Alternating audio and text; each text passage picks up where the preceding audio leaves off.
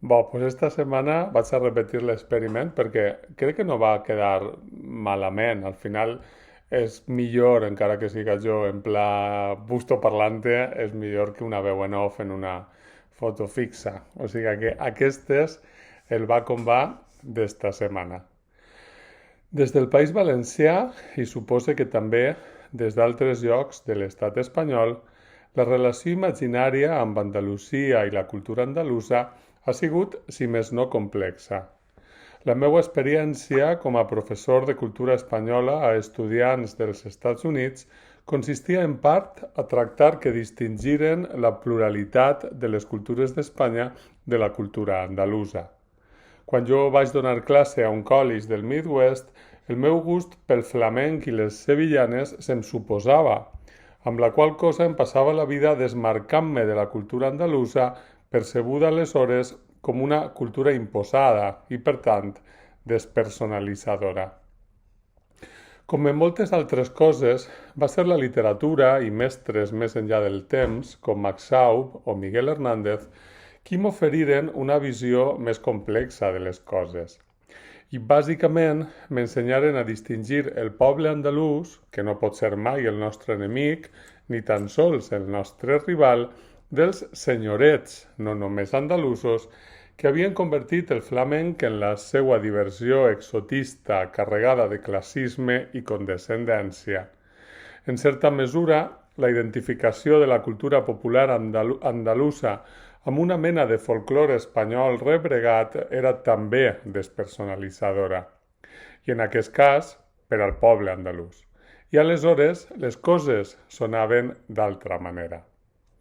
De Max Schaub recorde molt un conte que he fet servir moltes vegades en classe, El Cojo, a partir del qual vaig conèixer la història de la desbandà, de la repressió franquista sobre el poble andalús que fugia del seu terror per la carretera de Màlaga en febrer de 1937. De Miguel Hernández em ressonaven aquells andaluces de Jaén en un viatge cap a un congrés en Baeza entre camps d'oliveres sembrats i conreats pels jornalers pobres i no pel terrateniente que os sepultó en la pobreza. I les veus trencades emeses des del poble aleshores sonaven d'altra manera. Cuando salí de mi tierra volví la cara llorando, per exemple, sonava d'altra manera. O el día que nací yo, ¿qué planeta reinaria? També. De Blas Infante en realitat vaig aprendre després. El poble andalús, disseminat per l'emigració, apartades a casa per la fam i la injusta propietat de la terra, és un fill de la derrota, de l'estructura colonial d'aquest estat, amb molts propietaris de terres vivint en la villa i corte. El poble andalús pateix de la mateixa injustícia estructural que nosaltres patim, encara que la política cultural oficial espanyola els afalague des de la cort mentre s'apropia de la seva cultura.